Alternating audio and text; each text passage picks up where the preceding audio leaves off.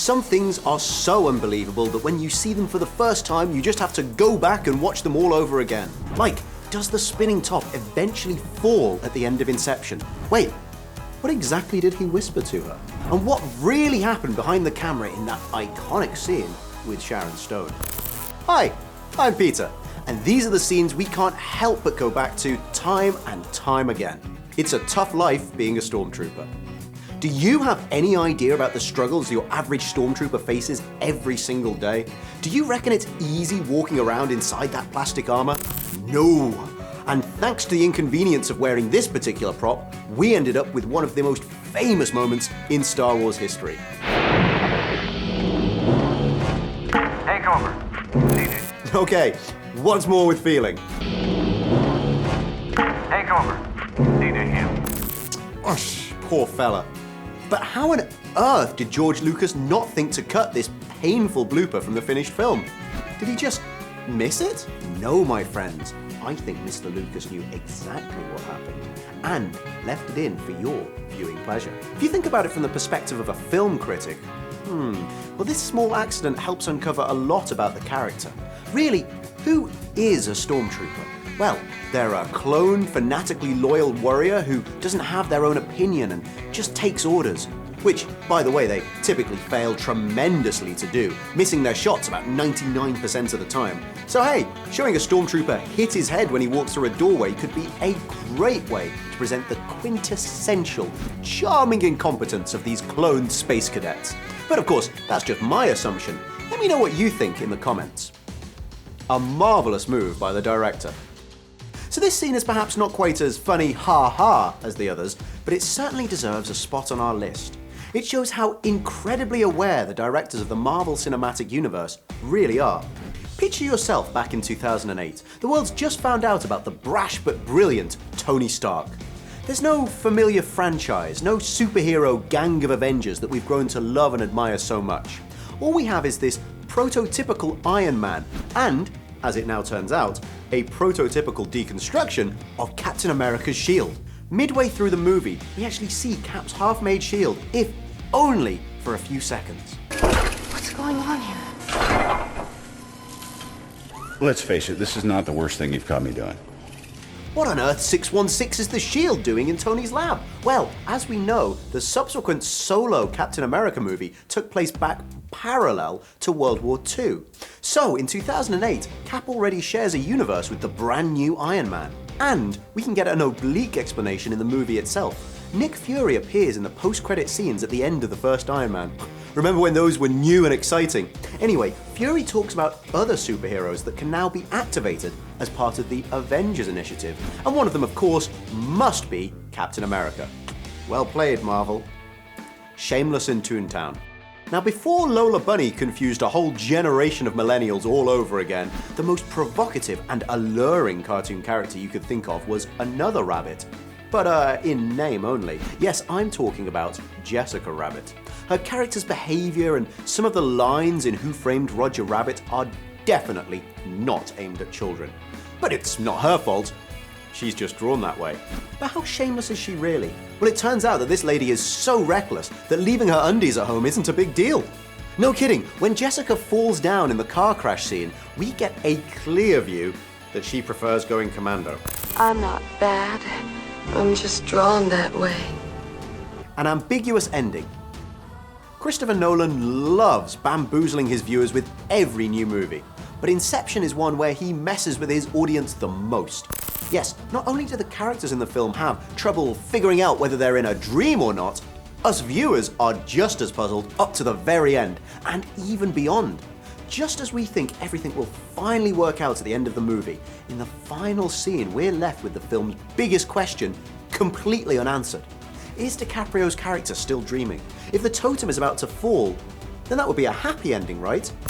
And if not, he's still caught in yet another dream. There are many fan theories which have, a bit desperately, tried to prove that Cobb has indeed come back to reality. It was explained earlier in the film that you can't remember how you got where you are in dreams, and we explicitly see how Dom Cobb goes through the airport to his home. Plus, he's not wearing his wedding ring, unlike, as eagle-eyed viewers spotted, in his dreams. Finally, Cobb's kids are not wearing the same clothes we see them wear in his dreams. However, the totem spins on, and it doesn't seem to show any sign of stopping. Or does it? Well, perhaps it doesn't matter. All Nolan's films toy with the idea of reality and artifice, the illusions behind the filmmaking process. In the end, none of it's real. So we're doing exactly what Nolan wants us to do, trapping ourselves in an endless loop of watching and rewatching, a maze without an exit. Just like in the film. Phoebe Cates in slow-mo. This one probably doesn't need much explanation, as Brat's pool fantasy about Linda getting out pretty much speaks for itself. However, this iconic moment from Fast Times at Ridgemont High could have looked completely different. The truth is that Amy Heckerling, the director of the movie, first pictured a different actress in the main role. It could easily have been the star of Family Ties, Justine Bateman. But does it really matter? I feel like almost anyone would look steamy enough in a scene that rewatchable. Call the police story. This moment is simply shocking, and not just for the viewers, but for the actor too. Everybody's heard of Jackie Chan and how extremely deft he is at dodging death in those dangerous stunts. But this acclaimed action star is even said to have broken nearly every bone in his body. And this renowned scene from Police Story makes you see why that might really be true. Oh yeah, Police Story, the lie. Yes, Jackie, that one. As with every Jackie Chan stunt, it's shocking how calm he is when talking about such a complicated stunt. And in a few seconds, you'll understand what I'm going on about.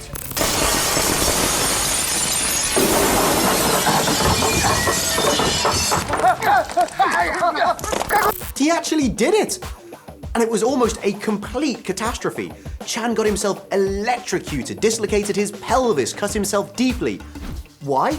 Well, during the stunt, he was actually sliding through live electric wires and glass. According to Jackie, the crew said that they would turn off the batteries, but only if they saw something go wrong. But no worries, Jackie's had the best protection that film could offer. By which I mean, they put a Lucky Charm inside of his pocket. Though maybe it wasn't quite so effective, since Jackie also states that everybody on set knew that he didn't really believe in religious trinkets. I go up, they are going down. It's scared, really scared. I just ordinary people, I'm not a Superman. I don't know, it seems to me he really is a Superman, because doing something like that wouldn't be possible for the average human being. The master of whispering. It seems like Sofia Coppola is more than the equal of Nolan when it comes to frustrating viewers with unresolved endings. Just like Nolan, Coppola gives us an unsolved mystery in the last scene of her debut movie, Lost in Translation. What was it Bill Murray really whispered to Scarlett Johansson in their tearful goodbye? Some fans say it might be that old Murray classic, "No one will ever believe you." Okay? Okay. Meanwhile, others have carefully listened to the audio dozens of times and are certain they've heard, "I have to be leaving, but I won't let that come between us, okay?" Coppola herself commented on the situation by saying, "That thing Bill whispers to Scarlett was never intended to be anything. I was going to figure out later what to say and add it in, and then we never did." What? Why not leave at least a little mystery for your viewers? Then again, Bill Murray found what I think is a better way to answer the same question. It's between lovers. We clearly see that Murray really did say something, but much like whether the top stopped spinning, it's up to you to decide what version you want to believe in. Fake Basic Instinct. For better or worse, this one has no competitors when it comes to people watching it time and time again. And that the scene is so controversial has only made this moment even more popular. However, the truth behind the way the scene was shot changes the whole situation quite a bit. When Sharon Stone famously uncrosses and then recrosses her legs in Basic Instinct, we get a brief view of how those grubby police officers react, and we can imagine many other grubby members of the audience doing the same. But the truth is that those actors are just as far away from Stone as viewers of the film. They weren't even there at the time of filming. According to director Paul Verhoeven, the scene with Sharon was filmed without any other actors present. All of their reactions were filmed prior to the actual shot, as was Stone's personal request. And we can obviously understand why. Still, 27 years since Basic Instinct premiere, and that particular scene still hasn't been forgotten. And it's quite likely it never will be. So, what's your favourite scene to rewatch over and over, trying to puzzle out what really happened? Share it with us in the comments, and, as always, thanks for staying awesome.